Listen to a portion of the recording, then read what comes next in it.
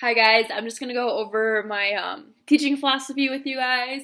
So a little bit about who I teach currently. I teach students who have autism. This is my second year teaching with like that population. I've worked with students who have autism for about 5 years now. I really enjoy it. They're super fun. They're all unique in their own ways. I don't know if I see myself anywhere else than, working in some sort of um, field that has students who have autism. The why I teach kind of connects with the students, the certain population that I work with. Students who have autism have that really huge desire and need for having like a structure and a schedule and just consistency.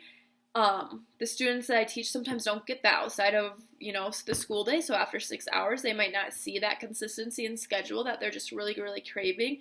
So why I teach that is just kind of be that foundation and that consistency in some of these students' lives and just seeing how big of a change that can be after like spending a few years with some of these students. You can really see like the growth that they have just because of like the love that you are able to give them, and that consistency throughout their day has like really benefited them. And being able to just see the potential in all of the students, where sometimes people may look at them and just think that their potential is capped, and knowing that their potential is unlimited, and just like trying to find what niche and like what skill sets they do have is really exciting to work with them and finally like see them explode once they like figure out what their potential is and like where and what they can do. So that's kind of who I teach and why I teach. The how and what I teach. I think one of my big huge takeaways that I learned, I was at a conference this last fall called Kaleidoscope, just here in Denver. And one of the speakers talked about connection before correction. And it's all about how you need to connect with your student and kind of see where their needs are and what needs to be met before correcting them. And so I took that and kind of like my own twist, like connecting with them before and seeing like what needs they need to be met. Maybe they're hungry, maybe they just like need to be loved on. Before I can like expect them to work on their academic work. So really meeting them like where their needs are, and then being able to build on that. Like I can't expect them to want to do math if all they're thinking about is how hungry they are. So kind of like that, like connect before correct is like a huge thing of like how I teach. I think another thing is just being like so flexible and variable with like your teaching styles is huge. None of my students are alike, and like none of them will ever learn in the same way.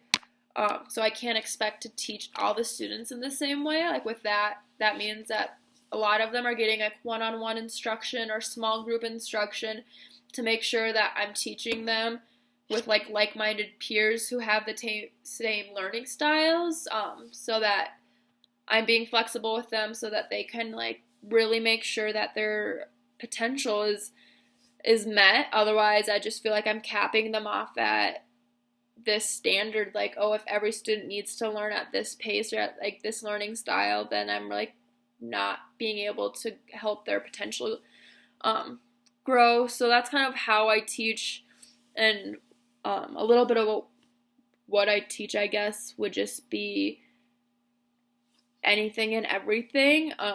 We have like this really cool interdisciplinary model at our school. So it goes beyond academics. It goes into like social emotional and speech and occupational therapy to get brought in, because we know that you need all of them to function in each part of your day. So that's kind of a little bit about like what is taught. Obviously, I focus on the academic parts, but like I know that my students academically can't achieve well if they're OT, if they can't, work on fine motor skills for their writing. How are they going to write their names on their paper or eventually write a paragraph. Like that just won't be able to happen.